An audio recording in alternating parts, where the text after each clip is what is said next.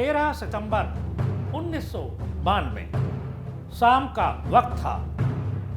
Dadri railway crossing पर सफेद रंग की एक कार आकर रुकती है। उस कार में एक पुलिस वाला भी है और 3 और शख्स हैं। रेलवे क्रॉसिंग बंद है। सामने से तभी 2 अन्य कारें आकर रुकती हैं। इसके पहले कि ट्रेन गुजरने के बाद फाटक खुला और ये कार दूसरी साइड जा पाती, सामने से आई उन 2 कारों से कुछ लोग उतरे और अचानक से उन्होंने ताबड़तोड़ फायरिंग शुरू कर दी।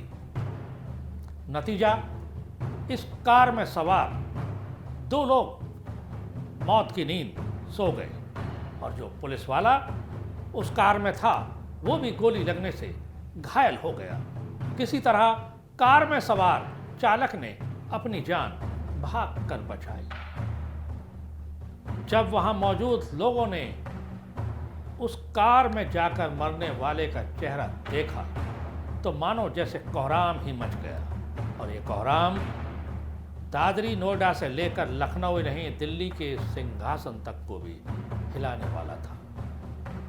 हार कर सरकार को इस हत्याकांड की सीबीआई जांच का आदेश देना पड़ा। नमस्कार, मैं हूं प्रमोद शर्मा। आज हम लेकर आए हैं जी मीडिया की खास पेशकश, दास्तान ए जुर्म, अपराध, अपराधी और अनकहे अफसाने की पहली कड़ी में इसी हत्याकांड की कहानी।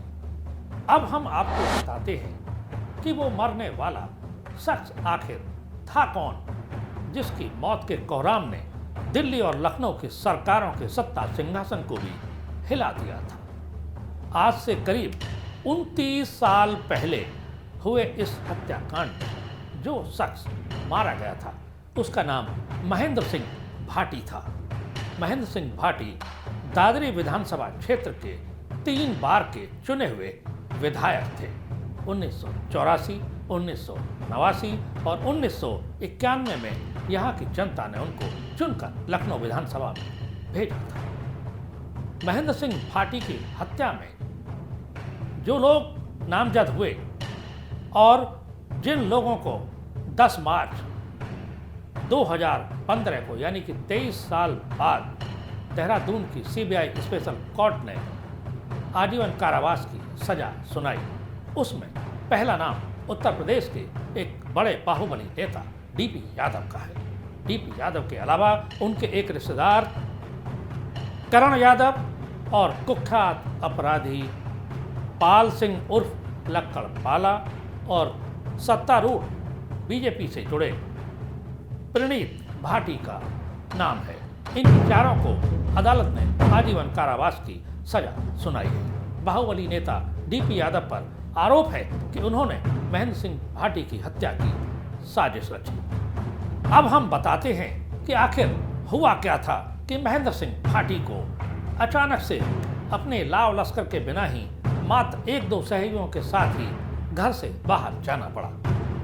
दरअसल दादरी विधानसभा क्षेत्र में एक आंदोलन हुआ था जिसका नेतृत्व महेंद्र सिंह भाटी ने किया था। 1991 में हुए इस आंदोलन में लोगों ने पुलिस थाने को ही आग लगा दी थी। थाने को आग लगाए जाने के बाद उपद्रवियों पर काबू पाने के लिए पुलिस को गोली चलानी पड़ी, जिसमें संतराम नाम का एक शख्स मारा गया। संतराम विधायक महेंद्र सिंह भाटी का सहयोगी था।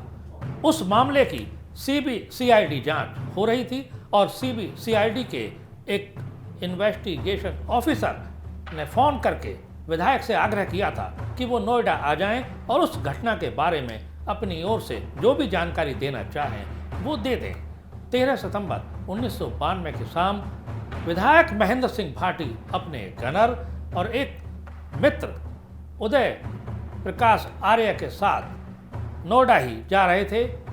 तभी ये घटना भंगेल रेलवे फाटक पर घटित हो गई। ये कोई मामूली हत्याकांड नहीं था और खास बात ये कि इस हत्या में AK-47 जैसे हथियार का प्रयोग किया गया था, जो उस समय अचंभे की बात थी। ताबड़तोड़ गोलियों से न केवल महेंद्र सिंह भाटी की लाश गिरी, बल्कि उसके बाद भी कई लाशें गिरी और अपराध की दुनिया में भी एक दूसरे को मारकाट करने की होड़ सी लग गई थी। इसके पहले कि हम महेंद्र सिंह भाटी की हत्या की वजह में जाएं, आपको ये जरूर बताना चाहेंगे कि महेंद्र सिंह भाटी के भाई राजवीर भाटी की भी कुछ दिन पहले ही हत्या कर दी गई थी।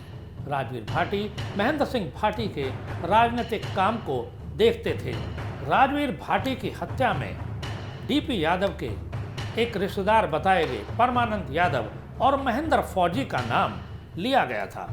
पुलिस के रिकॉर्ड और मीडिया रिपोर्ट्स का कहना है कि महेंद्र फौजी ने राजवीर भाटी की हत्या कराई थी। महेंद्र फौजी उस समय का पश्चिमी उत्तर प्रदेश का खूंखार गैंगस्टर था, जिसकी दुश्मनी सतवीर गुर्जर से थी और सतवीर गुर्जर का याराना राजवीर भाटी से बताया गया था। महेंद्र सिंह भाटी की हत्या में उत्तर प्रदेश के बाहुबली विधायक, सांसद और मंत्री रहे डीपी यादव का नाम शामिल होना चौंकाने वाला था। लेकिन जो महेंद्र भाटी के नज़दीकी लोग हैं, वो ये बात जानते थे कि दोनों के बीच में संबंध बहुत खराब हो गए थे। हालांकि ये भी एक वक्त था जब 1988 में महेंद्र सिंह भाटी ने ही समर्थन कर डीपी यादव को बिसरख ब्लॉक से ब्लॉक प्रमुख का चुनाव जितवाया था। कहा तो ये भी जाता है कि डीपी यादव को 1989 में बुलंदशहर विधानसभा से विधायक का टिकट दिलवाने की भूमिका भी महेंद्र सिंह भाटी की थी। 1989 में डीपी यादव बुलंदशहर विधानसभा से विधायक बन गए। महेंद्र सिंह भाटी दादरी से विधायक हो गए।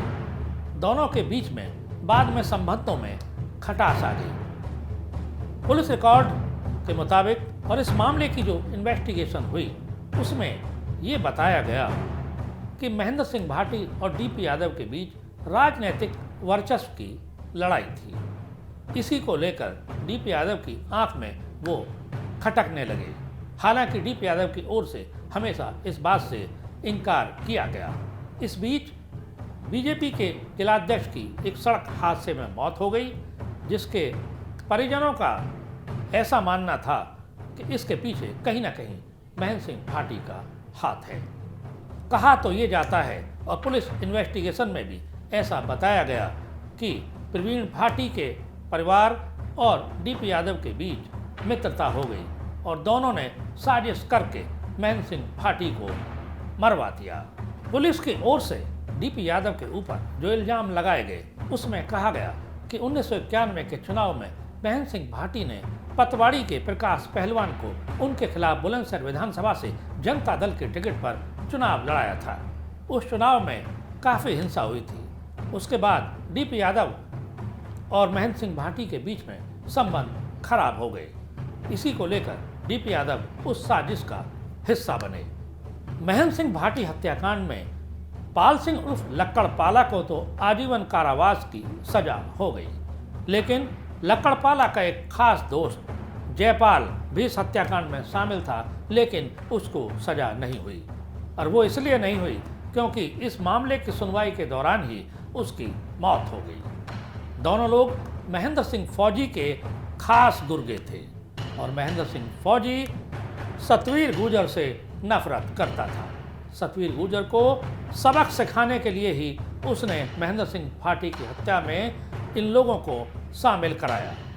हम बात कर रहे थे महेंद्र सिंह भाटी हत्याकांड के बाद भी कई और लाशों के गिरने की। जी हाँ, 13 सितंबर 1992 को महेंद्र सिंह भाटी की हत्या के ठीक 9 दिन बाद गाजियाबाद के राजनगर इलाके में भी एक हत्या हुई और वो भी कोई मामूली शख्स नहीं था, बल्कि वो था डीपी यादव का सगा बहनोई। पुलिस रिकॉर्ड और प्रकाशित मीडिया रिपोर्ट की माने तो निशाना खुद डीपी यादव थे, लेकिन हमलावरों को जो सूचना मिली थी वो गलत थी। उस कार में सवार हमलावरों को जब डीपी यादव अपने घर के बाहर टहलते नहीं मिले तो उन्होंने डीपी यादव के बहनोई को निशाना बना डाला।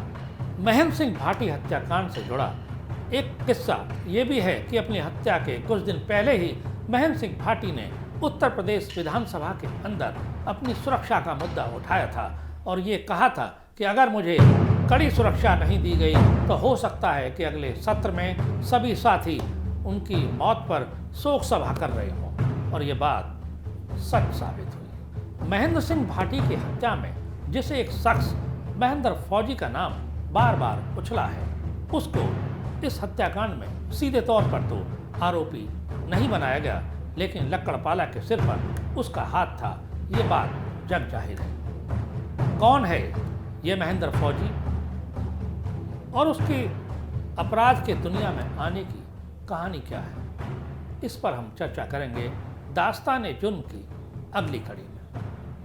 मुझे दीजिए इजाज़त और आप जुड़े रहिए जी मीडिया के साथ। नमस्कार।